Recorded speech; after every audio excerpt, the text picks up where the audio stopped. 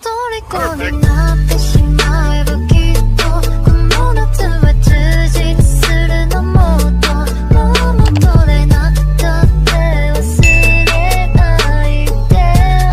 Prolog. Selamat mendengarkan. Aku benci harus menikah dengan dia, tetanggaku yang kaku, tidak peka dan terlihat sombong. Gunadarma adalah manusia super dingin yang kaku dan hanya bisa menatap sinis seolah dia adalah sosok yang sempurna. Jika bukan karena jebakan Batman yang telah disiapkan keluargaku, aku yakin pernikahan ini tidak akan terjadi. Semua ini karena pesta ulang tahun salah satu sahabatku yang membuatku mabuk hingga membuatku mencium guna si brengsek itu. Sialnya, salah satu temanku memvideokannya dan memasukkannya ke dalam media sosial miliknya. Sejak dulu, Mama memang memintaku untuk segera menikah. Dan sialnya, karena video itu, keluargaku meminta pertanggungjawaban guna. Drama rumah tanggaku pun dimulai. Hari ini seperti biasa Ayunda akan berangkat kerja. Ayunda telah terlihat rapi dengan pakaian kerjanya. Ia terlahir dari 3 bersaudara.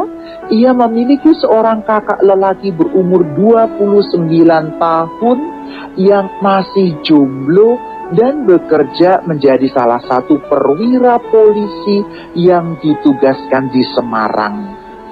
Ayunda juga memiliki adik perempuan yang cantik bernama Adinda yang hanya berbeda 3 tahun darinya. Ayunda duduk di kursinya dan melihat meja makan telah tersedia sarapan untuk para penghuni rumah. Wah, makan enak nih, ucap Ayunda. Seorang wanita parubaya menepuk putrinya itu dengan kesal.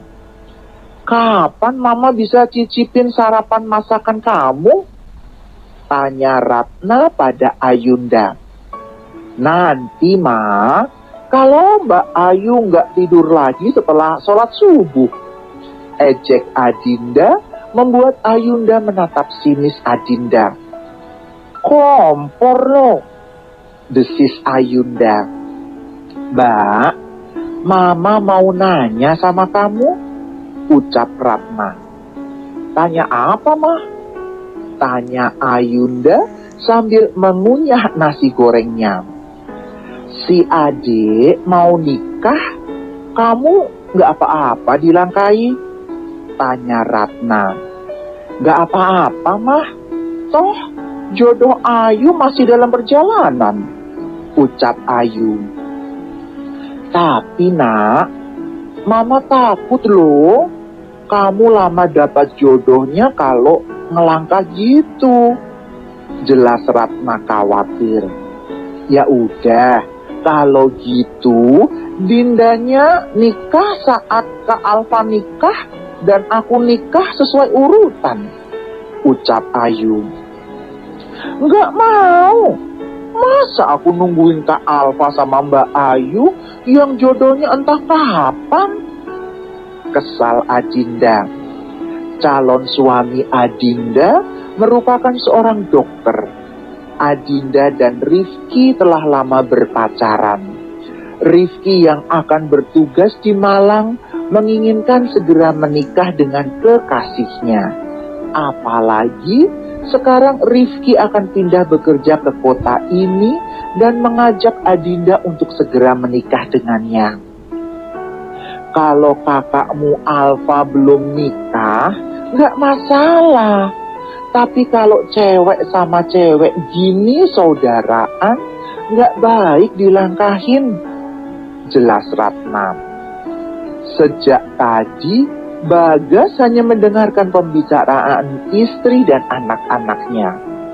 Sebenarnya, ia juga ingin Ayunda segera menikah karena umur Ayunda saat ini sudah 28 tahun. Gimana kalau kamu, Papa, nikahkan dengan Guna saja? Ucap Bagas mengingat anak sahabatnya yang juga tetangganya itu belum menikah. Ogah, masa Ayu nikah sama bos Ayu dan juga tetangga gitu ya? Ucap Ayunda tidak setuju dengan ide sang ayah. Nak Guna kan baru selesai S3 di Amerika dan itu sangat membanggakan. Apalagi dia itu bos kamu di kantor. Jadi bisa hemat kamu nggak bayar ojek. Jelas Bagas. Ogah, kayak nggak ada laki-laki lain aja. Kesal Ayunda. Dasar sok cantik lo kak. Belum tentu juga Kak Guna mau jadiin lo istri. Mengingat sikap lo yang barbar. Ejek Adinda membuat kesal Ayunda. Fix kan lo? Nggak bisa nikah kalau gue belum nikah. Ucap Ayunda menjulurkan lidahnya dan ia segera melangkahkan kakinya dengan cepat sambil membawa tas dan berkas di tangannya. Ayunda keluar dari rumahnya dan ia melihat tetangganya sedang berbelanja sayuran. Ayunda membuka pintu pagar rumahnya. Ayu, bareng Guna aja sekalian ke kantor. Ucap seorang wanita paruh baya yang masih sangat terlihat cantik yang bernama Elin. Makasih Mi, gak usah. Ini sebentar lagi ojeknya datang. Teriak Ayunda. Gile, gue bareng sama Guna drama, apa kata dunia? Gue bisa habis sama fans-fans Guna. 君の虜になって